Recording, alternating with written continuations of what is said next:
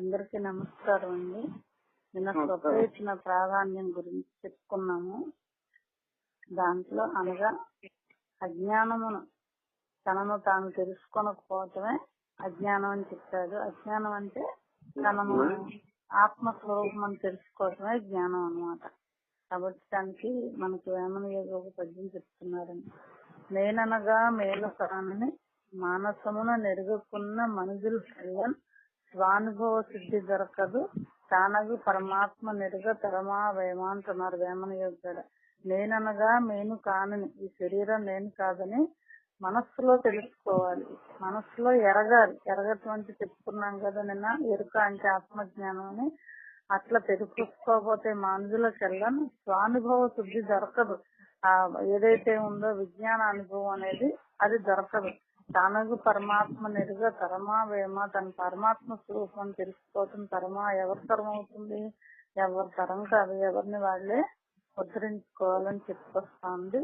తర్వాత 6 శ్లోకాల్లో అపరోక్షానుభవ ఆవశ్యకత గురించి చెప్తున్నారండి. అపరోక్షం అంటే ఇప్పుడు చెప్పుకున్నట్టే విజ్ఞానం అన్నమాట. ఆ అపరోక్ష అనుభవానికి ఆవశ్యకత ఏంటి అనేది 6 శ్లోకాల ద్వారా చెప్తున్నారు. నగచ్చతి వినా స్థానం వ్యాధికి ఔషధ శబ్దత వినా అపరోక్షానుభవం బ్రహ్మ శబ్దై నముచ్యతే. అనేక గ్రంథములలోనూ వ్యాధిని నివర్తించినట్టు ఔషధ నామధేయముల చదివినను ఆ పేర్లను సర్వదా ఉచ్చరించుచుండినను వ్యాధి కుదరదు. అంటే ఎన్నో పుస్తకాల్లో వ్యాధిని తగ్గించే మందు పేరు ఉంటుంది. ఆ మందు పేరు ఎన్నిసార్లు చదివితే మాత్రం వ్యాధి తగ్గుతుందా, రోగం తగ్గుతుందో? మందు పేర్లు చదువుకున్నంత మాత్రం రోగం తగ్గుతుందా? ఏం చేయాలి? మందు వేసుకోవాలి, పచ్చం చేయాలి, అప్పుడు రోగం కుదురుతుంది అన్నమాట. కాబట్టి ఆ ఔషధమును అనుభవ వైద్యుని ద్వారా సేవించిన మాత్రమున సందేహం లేకుండా వ్యాధి నశించును. ఆ ఔషధం గురించి, ఆ మందు గురించి అనుభవం కల వైద్యుడి ద్వారా తెలుసుకుని సేవిస్తే మాత్రం అప్పుడు వ్యాధి తగ్గుతుంది. అప్పుడేమవుతాడు? ఆరోగ్యవంతుడు అవుతాడు. ఇక్కడేమవుతాడు? సాధకుడు భవరోగం నుంచి విముక్తుడు అవుతాడు అన్నమాట.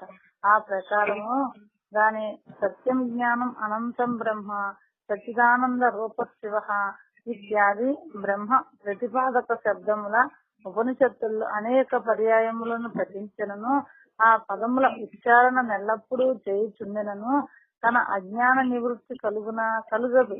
అందుకని ఉపనిషత్తుల్లో కూడా వల్లి వేస్తారు. అదే పనిగా చదువుతారు. ఆ చదువుల వల్ల ఏమవుతుంది? చదువు ఏదో మొదట్లో తప్పులు పడ్డా తర్వాత సాఫీగా చదవటం అలవాటు అవుతుంది. వినటానికి ఎంతో శ్రవణానందం కలుగుతుంది, కానీ తనకి ఏమన్నా ముక్తి కలుగుతుందా, తన యొక్క భవరోగం కుదురుతుందా అంటే కుదరదు. మరేమన్నా వేదాంతమనబడు సకల ఉపనిషత్తులు ఎందు ప్రతిపాదింపబడిన బ్రహ్మస్వరూపం యొక్క అనుభవజ్ఞుడగు గురువర్యుని ద్వారా ఆ బ్రహ్మస్వరూపమును గుర్తెరింగి స్వానుభవం కలిగిన మాత్రమున అవిద్య నశించును. మనలో ఉన్న అజ్ఞానం నశించాలంటే ఏం చేయాలి? అనుభవజ్ఞుడగు గురువర్యుని ద్వారా. ఏం అనుభవం కావాలి? ఆ గురువుకి బ్రహ్మస్వరూపం అనుభవం కావాలి. ఉన్నాయి మనకి శాస్త్రంలో ఉన్నాయి, 64 స్థలాలు ఉన్నాయి. ఆ శాస్త్రం, ఈ శాస్త్రం అని ఎన్ని రకాల శాస్త్రాలు ఉంటాయి.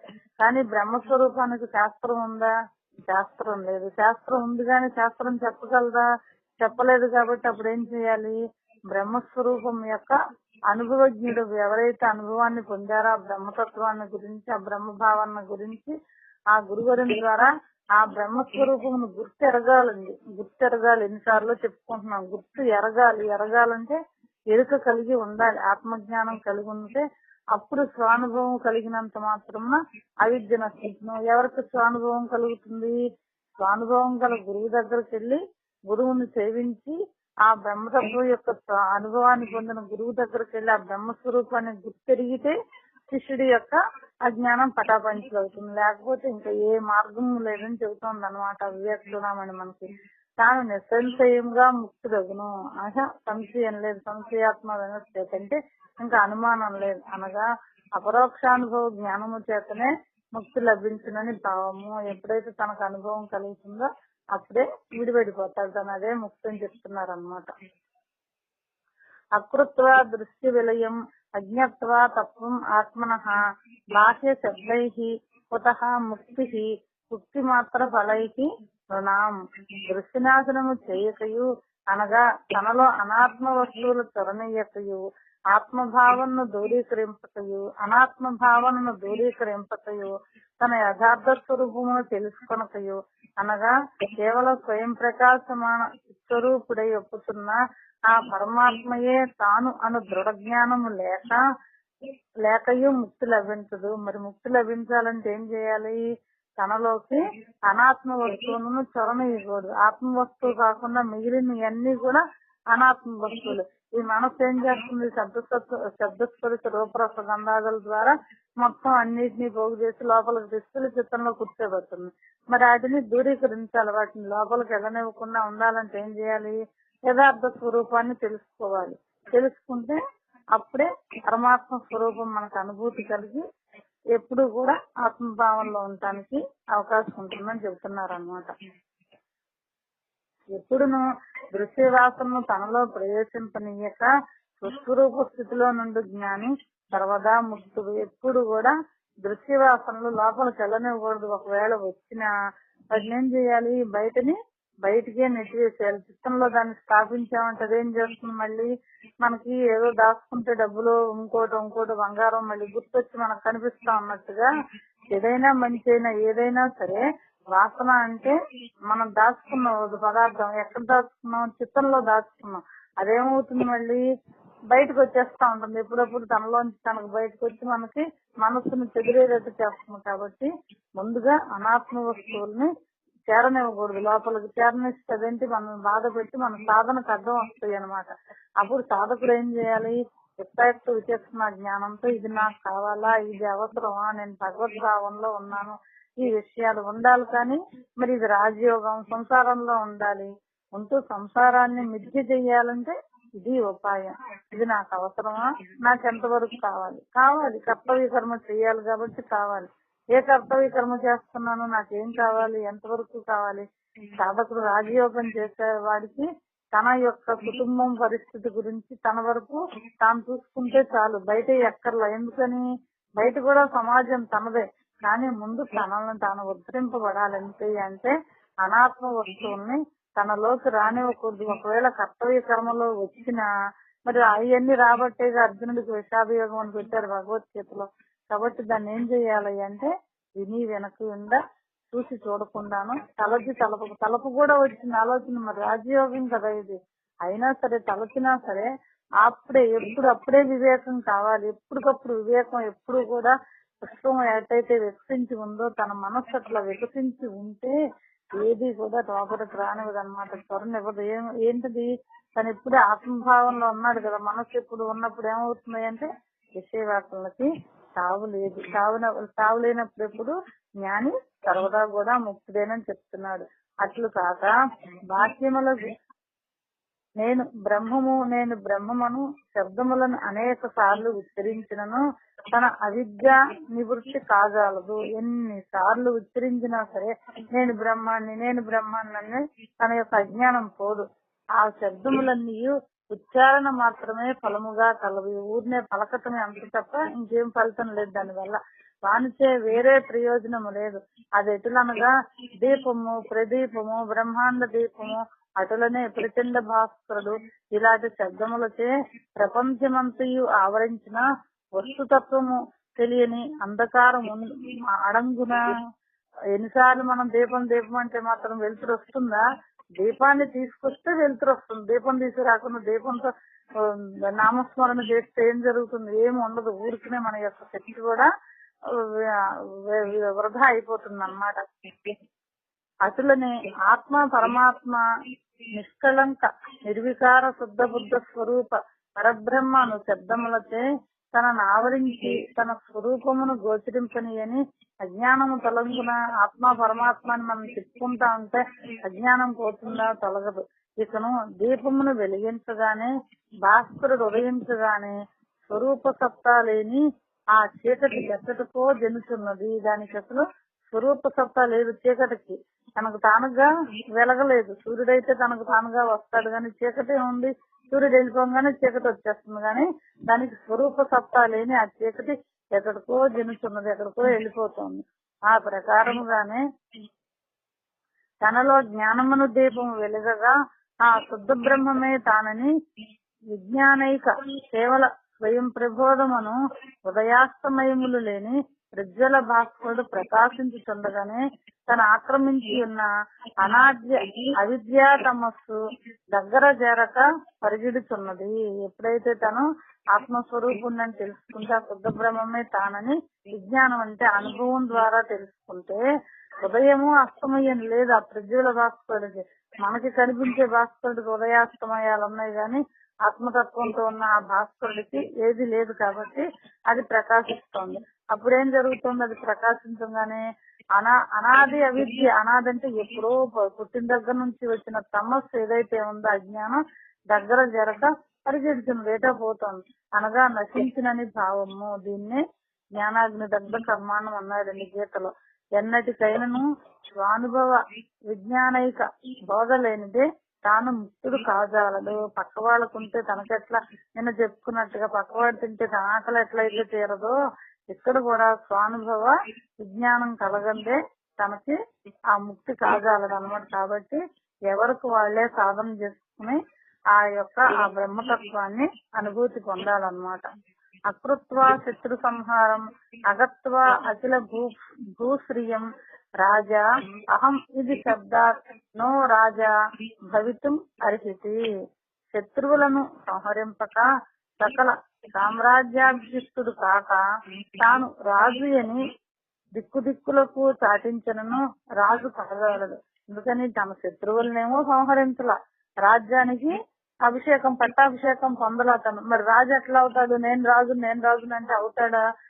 కాబట్టి ఆ ప్రకారముగానే కామక్రోధాదులను అరిషద్వర్గమును జయింపకయు అంతఃకరణమున మాలిన్యమును పోగొట్టుకొనకయు పరమశత్రుభూతమగు తననే చంపునంటి అనాత్మభావనను నశింపజేయకయు తాను అఖండానంద స్వరూప పరబ్రహ్మ సామ్రాజ్యమును అధిష్ఠింపకయు అనగా ఆ బ్రహ్మసుఖమును పొందక అనేక వాసనాజాల జటిలుడయ్యు నేను బ్రహ్మనని దిక్కులు పెక్కటిల్లునట్లు ఉద్ఘోషించినను తాను బ్రహ్మమగున ఆజాలడు. అట్లాగే ఎందుకయ్యా అంటే ఇంత చెప్పి ఎందుకు చెబుతున్నారు ఇన్నిసార్లు అయ్యా అంటే మనలో ఉన్న అజ్ఞానం కాస్తన్నా తొలుగుతుందేమో ఇన్నిసార్లు చదువుకుంటే ఇన్నిసార్లు చెప్పుకుంటేనని ఆదిశంకరాచార్య పదే ఆ శ్లోకాలని మళ్ళీ చెప్తున్నారు అన్నమాట మనకి. అనగా బ్రహ్మసుఖమును పొందక అనేక వాసనలు ఉంటే మాత్రం ఎక్కడ పోతుంది? పోదు. మోక్ష సామ్రాజ్యమును బడైజాలడు. సకల కామక్రోధాది వృత్తులను ప్రబల శత్రువులను పరిమార్చి సకల అంటున్నాడు ఇక్కడ. మొత్తం కూడా ఒకటి కూడా ఉండకూడదు. అక్కడ ఉంటే ఏమవుతుంది? మనకి దానికి ఇంకా పెరిగే అవకాశం ఉంది. కాబట్టి జ్ఞానాగ్ని దగ్ధ కర్మానం అంటే మన యొక్క కర్మలు మొత్తం కూడా మంచి చెడు అంతా కూడా జ్ఞానాగ్నిలో దగ్ధం అయిపోయి తాను ఎట్లా ఉండాలి? ఉండి కూడా లేనట్లుగా ఉండాలి సాధకుడు. సాధకుడు అంటే వేష భాషలతో కాదు కదా, ఇదంతా కూడా బ్రహ్మ విద్యా పరంగా అంతఃకరణ శుద్ధి కలిగి మంతరంగంలో ఎప్పుడైతే ఆ శుద్ధత్వం ఉంటుందో ఆ ప్రకాశమాన ఉదయాస్తమయాలు లేని ఆత్మతత్వం తనకి అనుభూతం కలుగుతుంది. కాబట్టి అట్లా అఖండ బ్రహ్మానంద పరబ్రహ్మం యొక్క సామ్రాజ్యాభిషిక్తుడు అయిన వాడు ఏకఛత్రాధిపతి వలె సమస్త ఇంద్రియములను ఆజ్ఞాపించుతున్నవాడై, నువ్వు విను అని మనసు చెప్పినప్పుడే వింటుంది, లేకపోతే వినదు. ఎందుకని? ఇంద్రియాలన్నిటిని కూడా మనస్సు అదుపులోకి వచ్చినాయి. మనస్సులో అదుపులోకి ఎట్లా వచ్చినాయి? తన పరమాత్మ తత్వాన్ని పొంది ఉన్నాడు.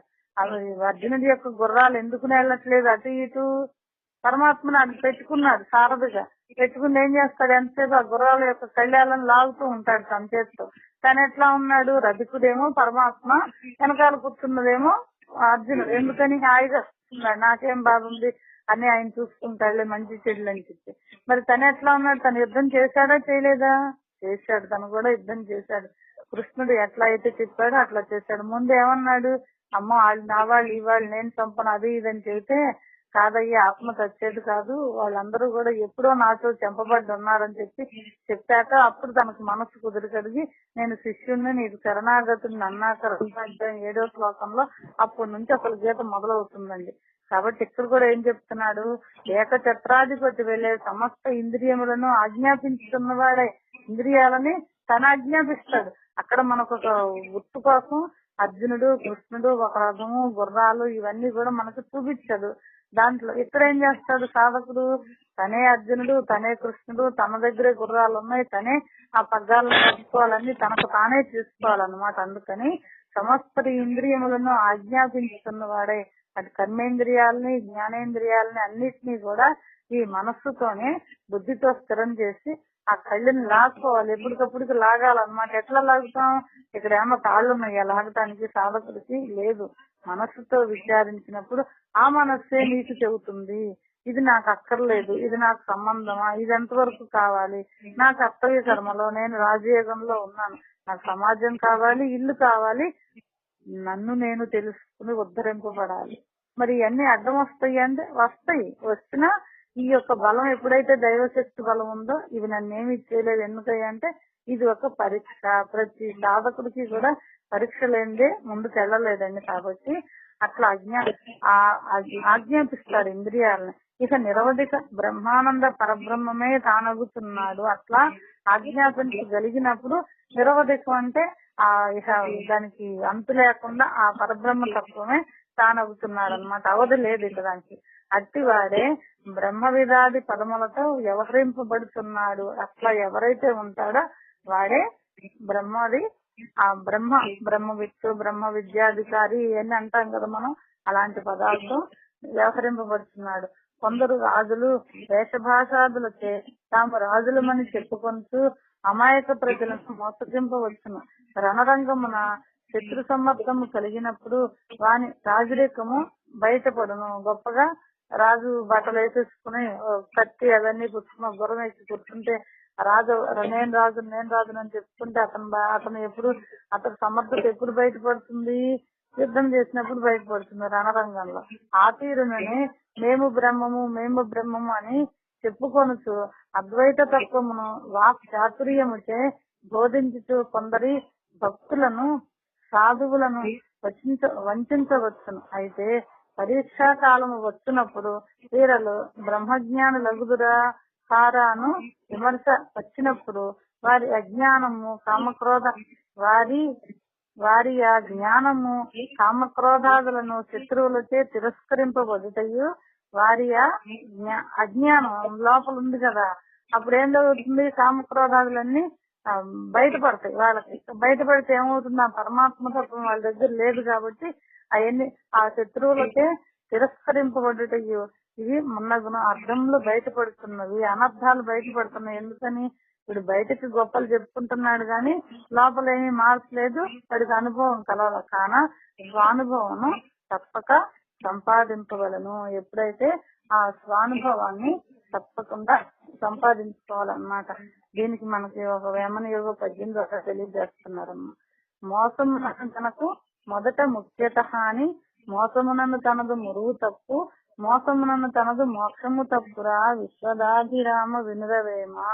మోసమునను గనక మొదట ముఖ్యత హాని. మోసం చేసుకుంటే ఎవరికి ముఖ్యం, ఎవరికి హాని జరుగుతుంది? తనకే జరుగుతుంది. మోసమునను తనదు మురువు తప్పు, తన యొక్క ఆ స్థితి చచ్చిపోతుంది. ఎందుకని? అసలే లేదు, ఏదో చెప్పుకుంటున్నాడు, చెప్పుకుంది కూడా పోతుంది.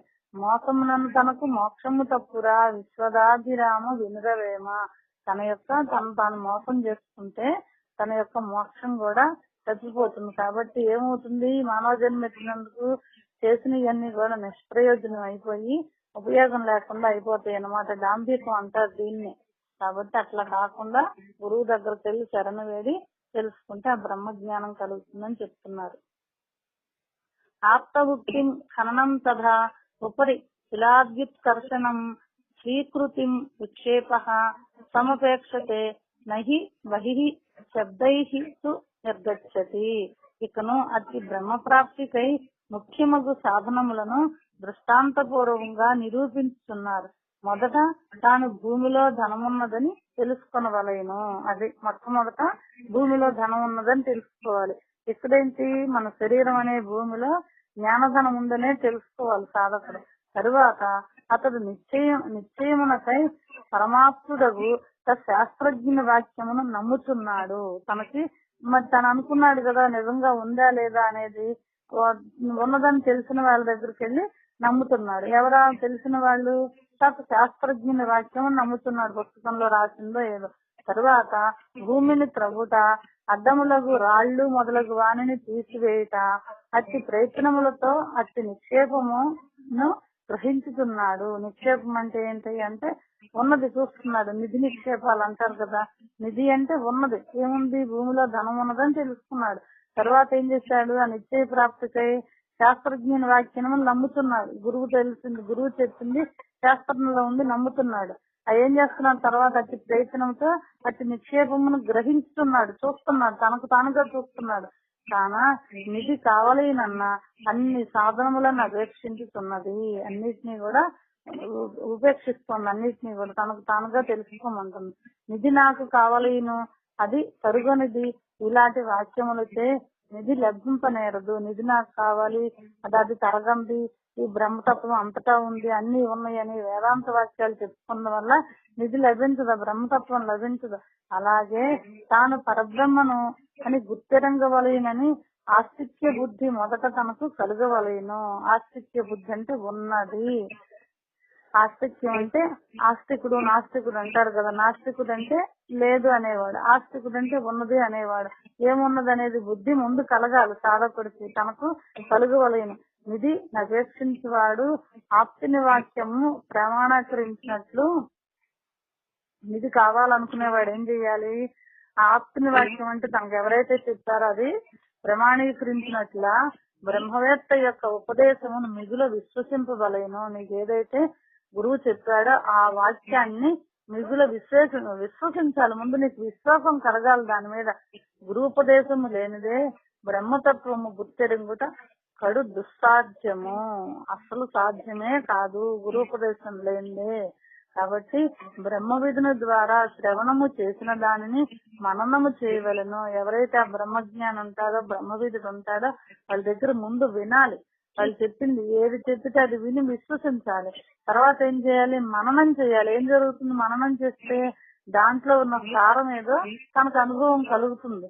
విన్నదంతా కూడా పెట్ట కథలు, ఆ కథలు, ఈ కథలు ఎన్ని విన్నా సరే మనకు అన్ని గుర్తుండవు. ఎప్పుడు ఎవరు చెప్పినా ఎక్కడైనా సరేనండి. అందులో ఏంటి కొన్నే గుర్తుంటాయి. ఎప్పుడు కూడా గుర్తుంటాయి మనకు. అది ఏకాగ్రతతో ఎప్పుడైతే వింటామో అప్పుడు కొన్ని గుర్తుంటాయి. ఆ గుర్తున్నది ఏం చెయ్యాలి, మళ్ళీ మననం చెయ్యాలి. కాబట్టి వినేటప్పుడే శ్రద్ధగా వినాలి.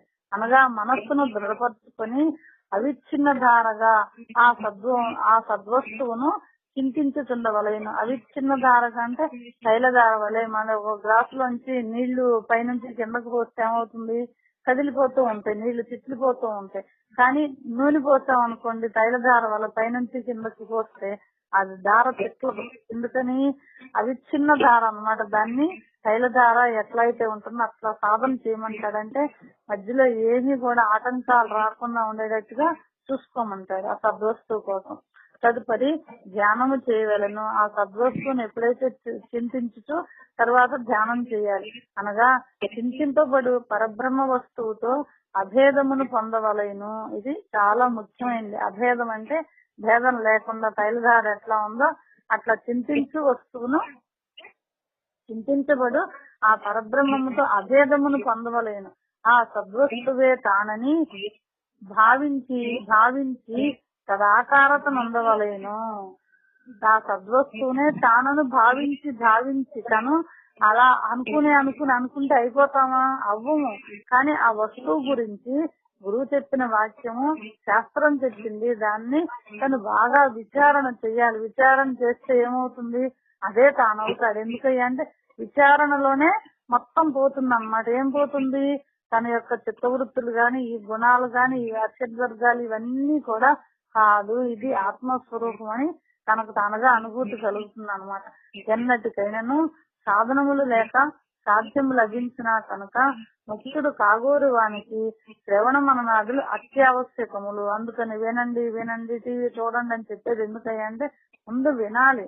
వినకపోతే తనకు అవగాహన కుదరదు. కాబట్టి వినాలి, విన్నదాన్ని విశ్వసించాలి, విశ్వసించి దాన్ని మళ్ళీ మననం చేస్తే అప్పుడు దాంట్లో ఉన్నది మనకి ఏదైనా కొద్దిగా అనుభవం కలుగుతుంది అన్నమాట. మనందరికీ తెలిసిన పద్యమే. ఏంట్లాంటిది? అనగా అనగరాగా మతిసే ఇల్లుచునుండు, తినగ తినగవేము తీయనుండు, సాధనమున పనులు సమకూరు ధరలోన విశ్వదాభిరామ వినురవేమ అని మనకి ఏమని చెప్తారు అన్నమాట. మనకు రాగం రాదు ముందు, అనగా అనగా అనగా అది రాగం వస్తుంది. అట్లాగే ముందు వేప పండు చేదుగా ఉంటుంది. వేపాకు గాని ఏదైనా సరే తినగా తినగా తినగా అదేమైపోతుంది? అలవాటు అయిపోతుంది. ఏ పనైనా సాధన, మనం ప్రకృతిలోకి వెళ్ళి విషయవాసనలో చిక్కుకోవాలన్నా రోజు అదే పని. లేదు దాన్ని అంతర్ముఖంగా మన వైపుకు తిప్పుకుని పరమాత్మ తత్వాన్ని మనం అన్వేషించాలని మనలోకి వెళ్ళి అంతర్ముఖంగా సాధన చేయటం కూడా రోజు సాధన. దిన సాధన చేస్తే ఏమవుతుంది? అప్పుడు ఈ మనస్సు అటు నుంచి ఇటు మళ్ళుతుంది అన్నమాట. ఈ విషయమును సకల వేదాంత శాస్త్రములన్నీ నొక్కి ఒక్కానించుచున్నది. ఈ శ్రవణ మననాదుల చేతనే తన అజ్ఞాన ఆవరణము తొలగి నిర్మల స్వరూప ప్రాప్తి కలుగుతున్నది. కొన్ని కుయుక్తి వేదాంత నిస్సార వాక్యంలా పలికిన దొరుకున్నది కాదు. అది పెట్టకథలేవో చెప్పి పెట్టకబరుచునేమి గిట్టువేమా అంటారు మనకు ఏమని ఏవో చోట. అట్లాంటి మాటలు చెబితే దొరికేది కాదు. బావి త్రవ్వునప్పుడు రాళ్లు మొదలగు వాన్ని దూరీకరించి సోమరితనము లేక త్రవ్విన జలము లభించును. దీనికి ఆప్తోక్తి మొదలగు సాధనములు అపేక్షణీయములు. ఎట్లాగయ్యా అంటే ఏవైనా వచ్చినా మనకి కష్టాలు వచ్చినా చేసినా గాని ఈ సాధనకి నాకు అడ్డం వస్తున్నాయ్యా అనుకోవాలి తప్ప ఇంకొక ఆలోచనతో రాకూడదు. ఆ తీరున గురూపదేశము పొంది శ్రవణ మననాదులచే ధ్యాన నిమగ్నుడై అనేక విఘ్నములు వచ్చినను తన నిరంతర అభ్యాసముచే నెట్టుచూ వచ్చిన తనకు ఆ జ్ఞానామృతము లభించును. ఎట్లా లభిస్తుంది? అది అనేక విఘ్నములు వచ్చినాయి, ఎన్ని వచ్చినా సరే తాను తన నిరంతర అభ్యాసాన్ని కొనసాగుతూనే ఉండాలి. విఘ్నం రావని చోటల్లో వస్తాయి అని చెప్తున్నారు. ఎందుకని?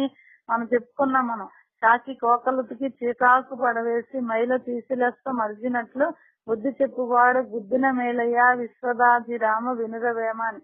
గురువు గారేం కొత్తక్కర్లో చెట్టక్కర్లో. గురువు అంటే ఎక్కడున్నాడు? మనలో ఉన్నాడు, అందరిలో ఉన్నాడు. ఇక మనలో ఉన్నాడు, అందరిలో ఉన్నవాడిని తెలియచేయడం కోసమే మనకు ప్రత్యక్షంగా గురువు వచ్చాడు. ఆ గురువు వచ్చినప్పుడు మనకి బ్రహ్మజ్ఞానాన్ని తెలియజేసినప్పుడు సోమర్తనం లేకుండా ఏవో వచ్చే విఘ్నాల మనం నెట్టుకుని రాగలిగితే అప్పుడు జ్ఞానామృతం లభిస్తుంది. ఊరికనే వచ్చేదా ఈ బ్రహ్మ విద్య బ్రహ్మానందాన్ని సాధన చెయ్యాలండి అందరూ కూడా. తర్వాత తస్మాత్ సర్వ ప్రయత్నేన భవబంధ విముక్తయే స్వైషి ఏవ యత్న కర్తవ్య రోగాదౌ ఇవ పండితై. మనం ముందు చెప్పబడిన కారణం వలన అనగా శ్రవణ మననాదులు బ్రహ్మప్రాప్తికి ముఖ్య సాధనములగుట వలన ప్రజ్ఞావంతులు సంసార బంధ నాశనమును చేసుకొనవలెనన్న అందులకై తామే దృఢముగా ప్రయత్నించవలేను. ఎవరికి వాళ్ళే సాధన చేసి ప్రయత్నించాలి. తామే స్వయముగా ధారణాదులు చేయవలను. ధ్యానం చేయాలి, ధారణ చెయ్యాలి. రోగము గలవాడు రోగ నివృత్తి కొరకు నిక్షేపము కోరువాడు ధనప్రాప్తికి స్వయముగా ప్రయత్నించినట్లా తాను ప్రయత్నించవలేను. రోగి ఔషధము త్రాగి పథ్యము చేయగా ఆ ఆరోగ్యం ఎలాగున పొందునో అలాగే తనచే చేయబడిన మననాది సాధనములచే తనకు పరవస్తువు సాక్షాత్కరించును కాని వ్యర్థములకు శబ్ద ఉచ్చారణలచే ప్రయోజనం లేదు. ఎప్పుడైతే ఆరోగ్యవంతుడు కావాలనుకుంటే మందేసుకుని వచ్చినట్టయితే చేస్తాడు. ఇట్లాగే ఇక్కడ మనన సాధనాదులచే శ్రవణం చేసి మననం చేసి ఆ సాధనాదులచే తనకు పరవస్తువు సాక్షాత్కరించును గాని వ్యర్థములకు మాటలచే కుదరదు అన్నమాట. ముందు చెప్పబడిన సారమంతయు ఈ శ్లోకమున ఒకే వాక్యంచే సంగ్రహింపబడుతున్నది. అదేమన్నా తన బంధ నివృత్తికి తానే ప్రయత్నించవలేను. ఇవి బయట ఏ తాళతో ఏదో కట్టేసే బంధం కాదండి, కనిపించేది బంధం కాదు. అజ్ఞానంతో పెనేసుకుని ఉంది కాబట్టి ఆ అజ్ఞానాన్ని సాధనతో మనం పక్కకు తీసేసుకోవాలి. కేవల పరబ్రహ్మ సాక్షాత్కారమునకై తనలోనే స్వయం ప్రబోధయు కలుగజేయవలెను. వేరు ఉపాయము లేదు. శాస్త్రముల అచ్చోట ఏమీ చేయజాలవు. అవన్నీ బాహ్యములే. తొట్టదొడకు గురువుపదేశము కూడా మార్గమును చూపునది అగును. అది గురువు ఎప్పుడు కూడా మొత్తం నీకు బరువు వేసుకోడు మీద. ఎందుకని దారి చూపిస్తాడు, ఆ మార్గాన్ని చూపిస్తాడు. బాట తెలియకున్న బహుదూరం అయితోతు, బాట తెలిసినేని మనకు సుగమం అవుతుంది మార్గం. కాబట్టి అమ్మో ఎక్కడో ఏదో ఉంది, ఏదో అయిపోతుందంటే అదేం లేదురా, నీ దగ్గరే ఉందిరా పరబ్రహ్మ తత్వం అని గురువు నీకు మార్గాన్ని చూపుతాడు అనమాట. ఆ మార్గాన్ని పట్టుకుని వెళ్తూ ఉంటే వాడే నీకు ఇస్తాడు. అందుకని ముందు అసలు మార్గం అనేది తెలుసుకోవాలి, దాని మీద నువ్వు విశ్వసించాలి, శ్రవణం చెయ్యాలి, మననం చెయ్యాలి. అప్పుడు గానీ నీకు అసలేం బ్రహ్మతత్వం అవగాహన అవదన్నమాట. అయినను దైవానుగ్రహము గురుకృపయుండిన తన ప్రతిబంధములు తొలగి సులభముగా స్వానుభవ విజ్ఞానవంతుడగును. ఎప్పుడైతే దైవానుగ్రహము గురుకృప ఉండిందో తన ప్రతిబంధాలు ఇందా చెప్పుకున్నామే ఏవేవో విఘ్నాలు వస్తాయని అవన్నీ కూడా తొలగిపోయి సులభముగా తేలిగ్గా స్వానుభవ విజ్ఞానమగును. ఎవరి మన చేతులను లైట్ ఉంది, వెనక వాళ్ళు లైట్ వేసుకుంటే ఇంకా ఎంత ఆనందంగా ఉంటుంది మన ప్రయాణం. కాబట్టి ఎటికి కూడా వెతకకుండా తన యొక్క గమ్యాన్ని తాను చేరగలడు అన్నమాట.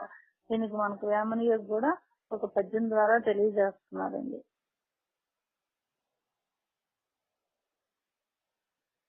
రూఢిగానుభక్తి రూపించి చెప్పిన వాడే పరమగురుడు వసుదలోన వేడి పరమగనుట వేదాంత వేద్యము విశ్వదాభిరామ వినురవేమ. ఎవరైతే రూఢిగా చెప్తాడో గురువు వాడే పరమగురుడు. రూఢిగానుభక్తి రూపించి చెప్పిన ఇదే అని ఎప్పుడైతే చెప్తాడో గురువు వాడే పరమగురుడు వసుదలోన వేడి పరముగనుటే వేదాంత వేద్యము విశ్వదాభిరామ వినురవేమ అని మనకు వేమనీయుడు చెప్తున్నారండి. తర్వాత ప్రశ్న యొక్క విచారం గురించి 5 శ్లోకాల ద్వారా తర్వాత సత్సంగంలో చెప్పుకున్నామమ్మా. అందరికీ నమస్కారం. అందరికీ నమస్కారం అండి. నిన్న స్వప్న ఇచ్చిన ప్రాధాన్యం గురించి చెప్పుకున్నాము. దాంట్లో అనగా అజ్ఞానం